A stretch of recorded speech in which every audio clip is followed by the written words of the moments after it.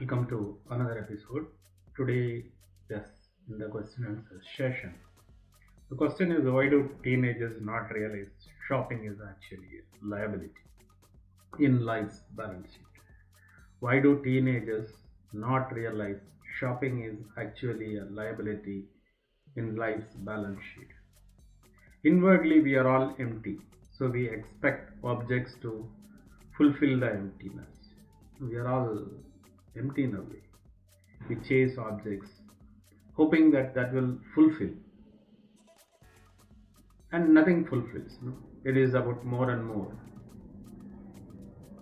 The satisfaction or your drive is there only till you get your object. Once you receive it, it is about the next objects. The object you have acquired gives happiness for a moment, then all the troubles come in. Then you hope to get a better object. You think that will free you of the troubles, that will give you satisfaction. That never happens. And shopping is one of them. You go to a shop or window shop or actually shop, the pleasure is there as long as you buy that. Once you buy that, you look at it a few times, and if you are a shopping addict, you may never, most of the things you may never use. Only a few things, a lot of dresses, shoes, handbags, because mostly it is a problem with the ladies, young ladies, and most of the objects they may never use, only a few. It is merely used to fill that emptiness, fill the depression. Shopping does give that fulfillment for a moment, but if we can spend time with the teenagers, empathize with them, then this shopping disorder may get reduced, because negative feelings like depression, low esteem are reasons for compulsory buying. The reasons are because of mostly depression, this emptiness. If somebody can sit with them, talk to them, then they may never feel neglected, they may never get depressed. Also, we must teach them some basic financial aspects of life. That has to be done. You should teach them the financial aspects of life. The problem is more prevalent in the young women than in teenagers. Actually, it is not teenagers, but it is with the young woman. This problem is there more. We'll see that in the following. Compulsive buying. Compulsive buying by A. Muller and Abby Weinstein in Science Direct. From there, we are quoting. Compulsory buying disorder or CBD is characterized by repetitive, excessive purchasing. You purchase the things for requirement, but if you purchase things for pleasure, that is excessive purchasing, and results in mental, social, occupational, financial, and often legal problems. Ultimately, it will lead to legal problems of unpaid debts. Compulsive buying is chronic, repetitive purchasing that becomes a primary response to negative events and feelings. It is associated with craving and withdrawal, and it is characterized by euphoria and or relief from negative emotions.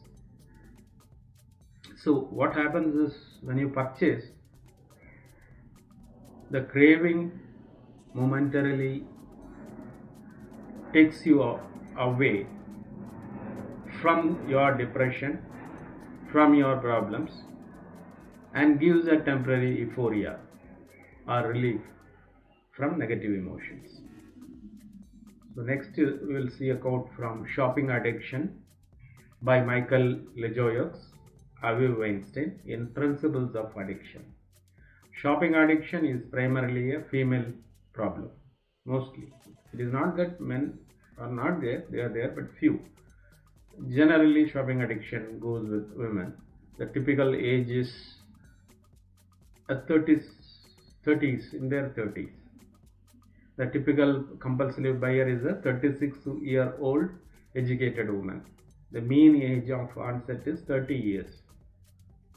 Clinical studies indicate the beginning of compulsory behavior as soon as people reach their financial independence or earn their first wage.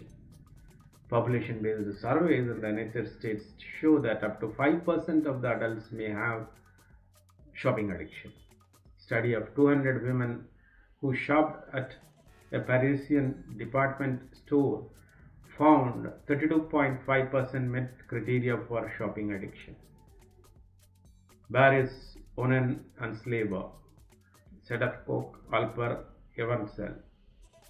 We are quoting from these authors in their article from Medicine Science. Compulsive buying is founded on negative moods, lack of self-esteem, perfectionism, and exclusivity, and opportunities of buying something, difficulties in making decisions, and incorrect beliefs about the emotional outcomes of buying. Individuals with low self-esteem increase their self-esteem by buying. That is, if you are having a low esteem, and if you are buying a branded wear, then you think by possessing that your self-esteem goes up, your status goes up, and this way they cope with the stress, rejection, and depression.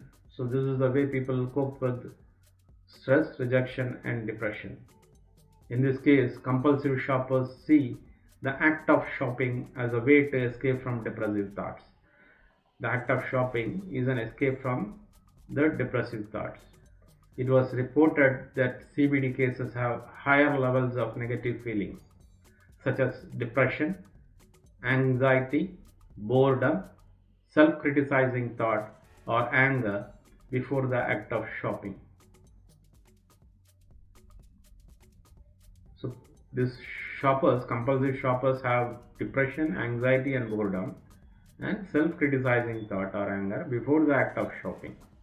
If they are depressed, then they go for shopping. Individuals with depressive moods tend to associate objects of consumption with emotional concepts rather than their functions. People tend to associate objects of consumption with emotional concepts rather than their functions. So this is about the compulsory shopping. Compulsory shopping, we have seen, is mostly due to depression and low esteem, and it is not more among teenagers as expected, but it is more on women who are in their 30s, because that is when they reach their financial independence. So now, understanding that shopping is not going to relieve or increase your self-esteem, but actually may put you into debt and ultimately legal problems. So that should be understood. That will end the shopping spree. So with this, we are ending this episode. Stay with me for another episode. Subscribe to my channel. Share this video. Thank you.